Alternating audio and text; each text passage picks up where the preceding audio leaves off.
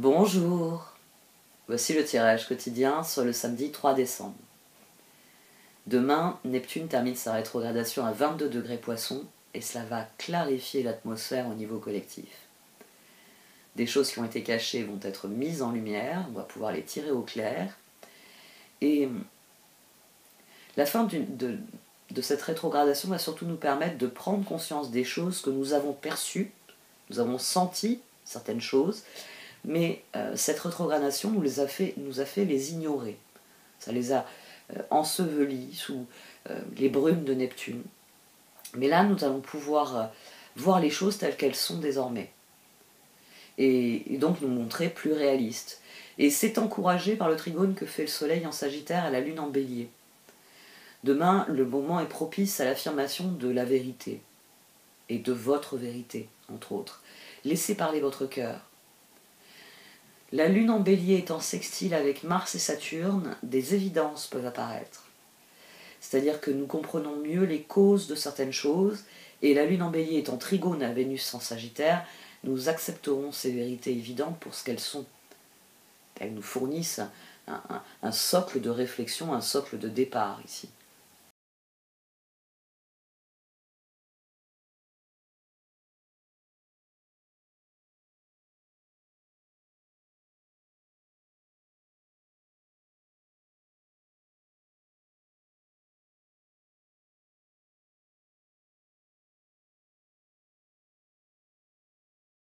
Mère de la miséricorde, comme un soleil éclatant qui renforce les ombres, votre pouvoir spirituel grandissant doit s'exprimer en sachant qu'il aura un effet sur les autres, même si vous n'êtes pas totalement conscient de cette réaction.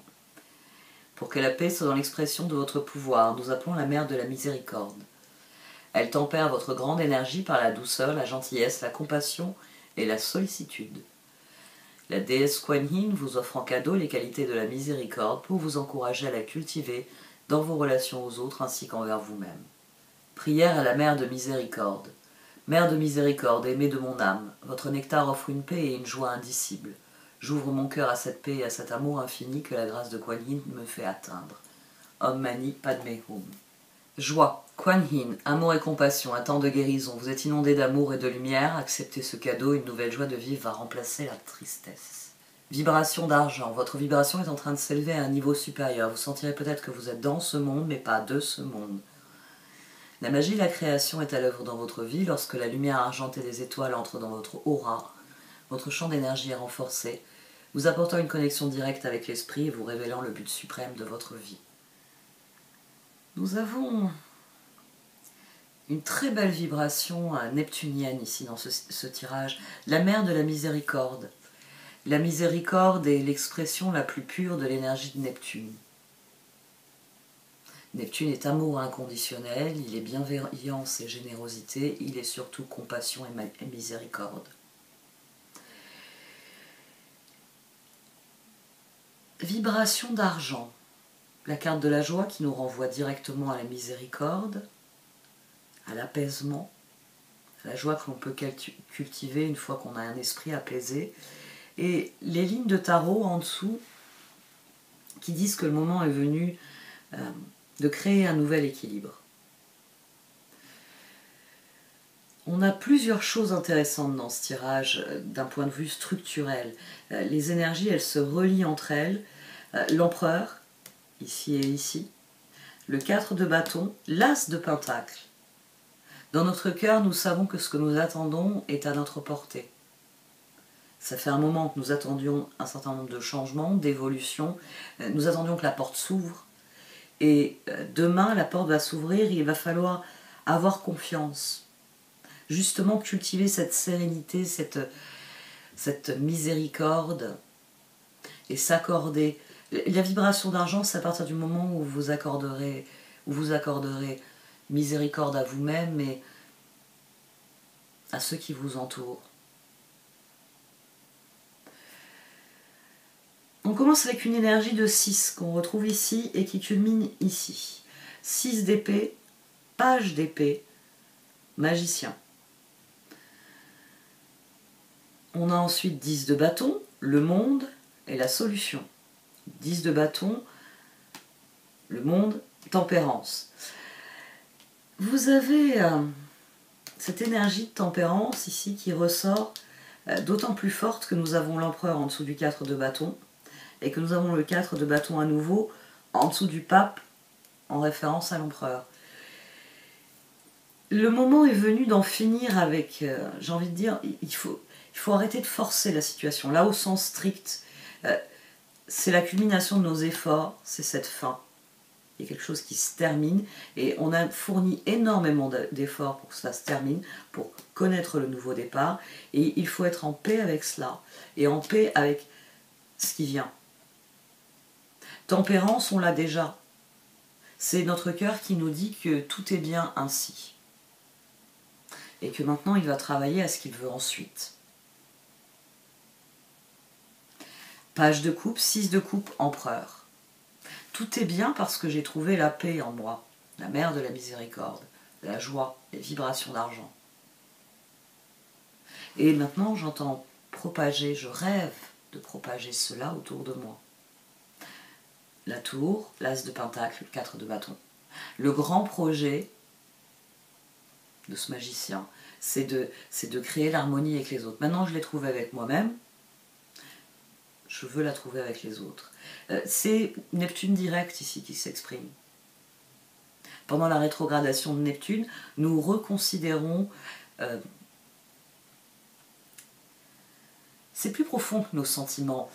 La Lune, c'est les émotions, Neptune, c'est les sentiments. Mais, comme le dit bien la Mère de la Miséricorde, c'est Neptune, le début, c'est l'amour inconditionnel, mais il n'a pas de fin parce que cela mène à la miséricorde et cela mène à quelque chose de beaucoup plus vaste. C'est plus philosophique que spirituel. Ne perdez jamais de vue cela. On présente souvent l'astrologie comme étant un moyen de renouer avec sa spiritualité. L'astrologie, autrefois, c'était une science.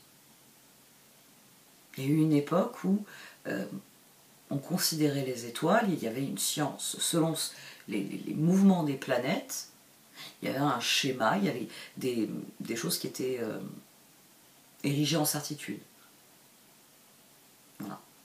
Et on en avait fait une science. Mais avec le temps, il devient de plus en plus clair que l'astrologie est une philosophie. C'est-à-dire c'est une manière de concevoir les choses. C'est une manière, comme je vous le dis souvent, une grille de lecture que l'on peut appliquer au monde. La Lune change très vite de position. Elle représente mes émotions qui sont fluctuantes tout au long de ma journée, ma semaine, ma vie. Neptune est quelque chose de plus profond. C'est un flot infini qui me parcourt. Et ce flot, il se teinte de mes sentiments. Des choses qui sont stables. Parce qu'un sentiment, c'est quelque chose qui dure dans le temps. Surtout si ça s'entrecroise avec d'autres sentiments. Le flux de la conscience. Neptune représente cela. Il représente le flux de notre conscience. Il représente notre possibilité de nous élever depuis ce que nous sommes, êtres humains anthropologiquement définis. On va prendre une définition anthropologique. Je dois respirer, je dois me nourrir, j'ai des besoins. Tout ça, c'est anthropologique. Et la philosophie, elle vient donner du sens à notre plus grande compétence, notre capacité à concevoir de manière abstraite. C'est ce qui nous différencie. C'est qu'un être humain est capable de voir quelque chose et de le transcrire en symbole compréhensible.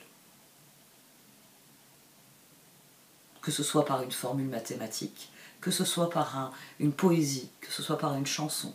Nous avons la capacité à voir quelque chose de tangible, cette table avec les cartes dessus, et à lui donner un sens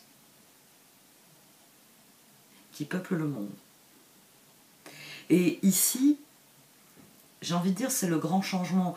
Ce mouvement de Neptune direct, au niveau individuel, c'est pas quelque chose que l'on sent aussi clairement finalement. Mais les énergies devenant plus fluides, vous allez prendre conscience, oui, que quelque chose est redevenu plus aligné.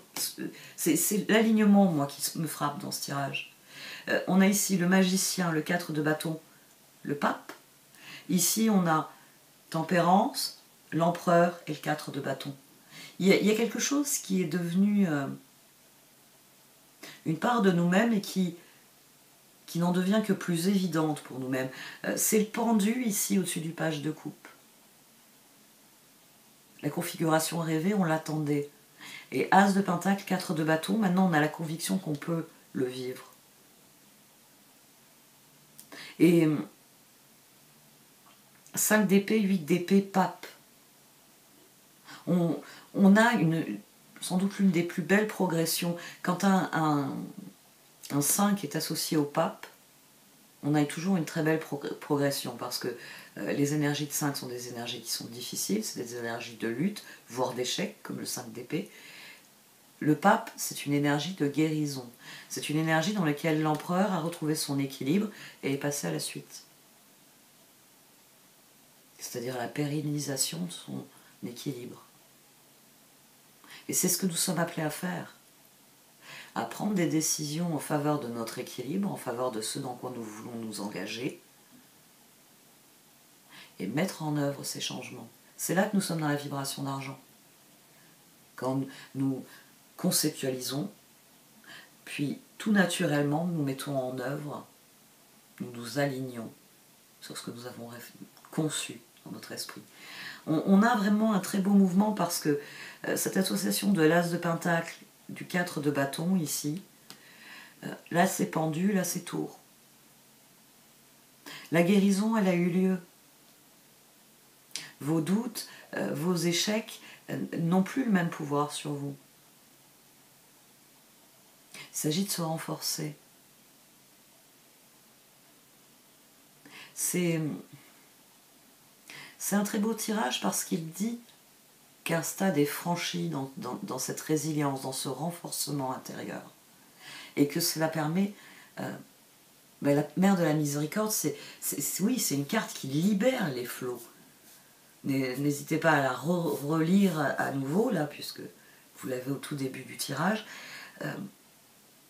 Elle vous fait bien comprendre que l'expression la plus basse de Neptune, c'est l'amour inconditionnel.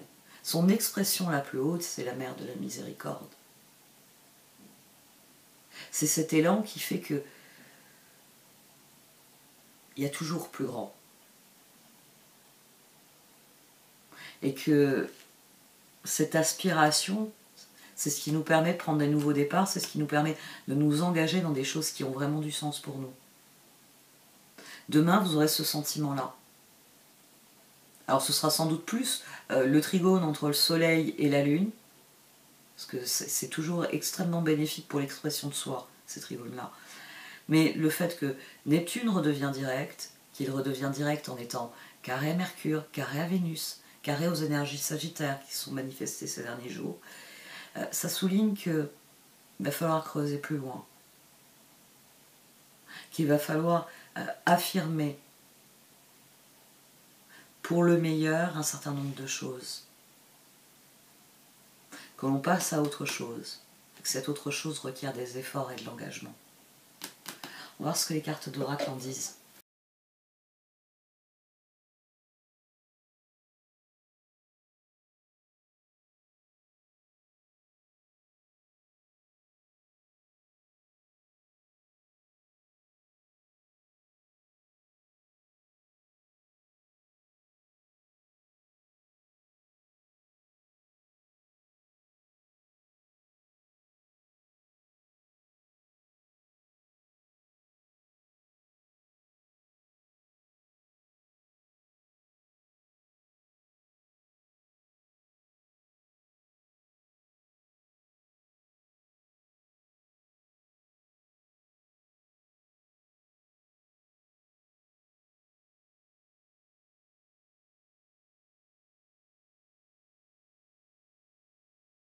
Tous les signaux sont au vert ici avec les cartes d'oracle. Quoi qu'il vienne à vous demain, soyez ouverts, soyez en paix avec ce qui vient. Il y a sans doute... on avait le 6 d'épée, au dos on avait le 8 de coupe. On avait un as d'épée, on avait... ici on avait un 9 de coupe. Et ici, qu'est-ce qu'on avait ici? Ça m'a frappé. Mais je ne me rappelle plus. On peut avoir des formes de messages qui viennent demain, ou des offres, ou des opportunités. Il va falloir accueillir ces changements, parce que l'heure est au changement. L'heure est au changement, et ici ce qui est intéressant, c'est que les cartes ne parlent pas du changement en lui-même, mais parlent de la façon dont il faut accueillir ce changement. Ce changement, c'est une guérison. C'est une guérison profonde parce que vous pouvez vous aligner avec vous-même, avec votre réalité, avec vos projets. Et le moment est venu de se concentrer là-dessus. C'est cette vibration d'argent, elle est ici. C'est croire en soi et croire en ce que l'on fait. Être en paix avec tout ce qu'il peut y avoir de nouveau, tous ces chamboulements qu'il y a dans notre vie. Et accueillir chaque opportunité comme autant d'aventures que l'on a envie de vivre. Le point clé, finalement, c'est ce que je vous dis depuis presque 2 ans. C'est-à-dire qu'il nous est donné l'opportunité, il y a eu un tel ralentissement des énergies, on a tellement été bloqués, jusqu'à être bloqués physiquement, tu sors pas, tu bouges pas, tu restes assis là, tu ne fais rien. On a tellement été bloqués que maintenant, avec la libération des énergies, vous pouvez vous réinventer. C'est-à-dire que le monde autour de vous, il a profondément changé. On a inversé beaucoup de choses, on a transformé beaucoup de choses. Énormément de changements qui semblaient aberrants, il n'y a encore pas si longtemps, sont devenus des principes acquis. Des règles même. Au sein de tous ces changements qui ont lieu, vous pouvez apporter les changements que vous désirez. Comme je vous le dis souvent, si tout change autour de vous, ce n'est pas difficile de vous-même de changer. Parce que personne ne peut vous reprocher de faire comme tout ce qu'il y a autour de vous. C'est-à-dire les personnes, les situations, les événements.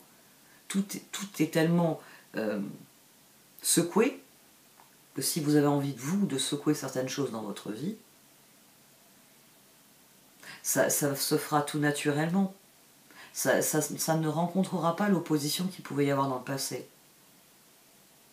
Il y a quelques années, alors ça me faisait déjà rire, j'en parlais au tout début de la création de la chaîne, je parlais d'une chose qui était assez nouvelle, en France en tout cas, le fait qu'il y avait des personnes qui exerçaient un métier, qui avaient une vie professionnelle épanouissante, enfin de l'extérieur, hein, ils avaient un statut, on va dire, un statut professionnel, et puis tout d'un coup ils laissaient tout tomber pour faire autre chose. Et je me rappelle en avoir parlé sur des vidéos, parce que je connais des personnes qui ont fait cela, et ça me faisait rire, parce que je disais, la plupart des gens les regardent stupéfaits. Je sais que je vous ai déjà donné les exemples de personnes voilà, qui sont passées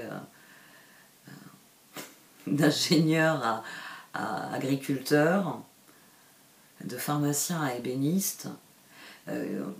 On en connaît tous. Des personnes qui à un moment donné vont dire « mais moi mon métier il faisait plus de sens, c'est pour ça que j'ai voulu changer ».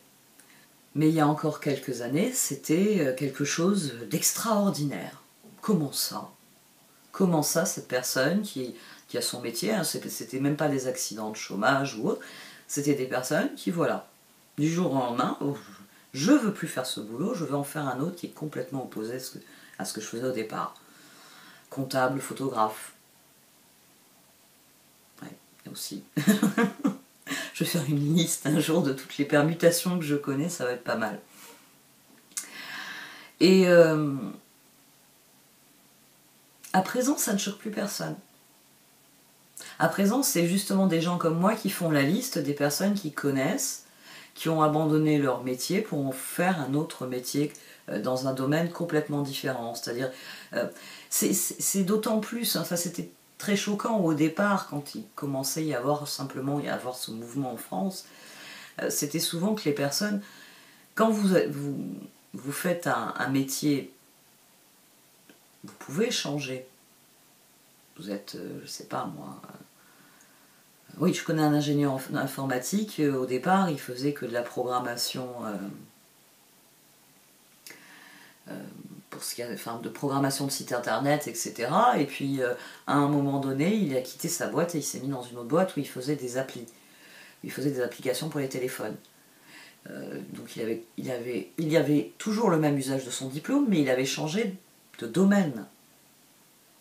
Et la dernière fois que j'ai eu de ces nouvelles, maintenant il fait du développement pour des logiciels un peu plus spécifiques pour les professionnels, notamment sur tablette et téléphone. Donc on peut évoluer dans son métier. On peut exercer dans différentes branches de son métier. Mais ce qui a choqué il y a quelques années, quand le mouvement a commencé à être perceptible en France, c'est le fait que des gens avaient un diplôme pour un secteur d'activité et se mettaient à exercer dans un secteur d'activité où leur diplôme n'allait servir à rien. Maintenant c'est acquis, maintenant c'est compris, c'est reconnu. Maintenant en plus la France avait eu l'air de tomber des nues à l'époque quand les gens ont commencé à parler de ce genre de cas, alors que c'était quelque chose qui était déjà à l'œuvre depuis de nombreuses années dans les pays anglo-saxons. Donc oui, ils n'avaient pas fait le rapprochement, par exemple, c'était une politique sociale au Danemark. Au Danemark, on interroge les gens sur leur bonheur au travail, et s'ils ne sont pas heureux dans leur travail, on les aide à faire un travail qui ait plus de sens et qui les rende heureux. Ça fait très longtemps que ça existe. En Suède, en Norvège aussi. Donc, dites-vous bien qu'au départ, les changements, ça effraie toujours un peu tout le monde. C'est pour ça que c'est difficile, un changement, parce que tout votre environnement, l'opérance, ne va pas apprécier ce que vous êtes en train de changer. Mais dans un monde qui est en perpétuel changement, et c'est vraiment au centre ici de ce tirage, c'est prenez bien conscience que vous pouvez devenir absolument ce que vous voulez. Parce que finalement, tout le monde est occupé à cela, à se demander qu'est-ce que j'ai envie de devenir et comment je peux y arriver.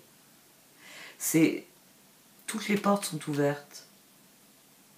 C'est vous qui pouvez ajuster votre course, parce que c'est vous qui abordez cette nouvelle phase de votre vie. C'est vous qui, dès lors, devez l'accueillir sereinement.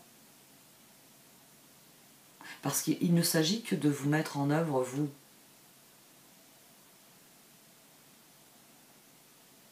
Tout part de vous.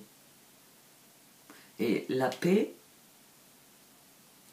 est le meilleur moyen pour que toutes ces énergies se libèrent de manière harmonieuse dans votre vie.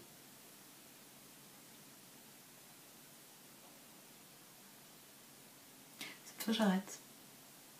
Merci de m'avoir écouté. Vous pouvez liker, commenter ou partager cette vidéo. Au revoir.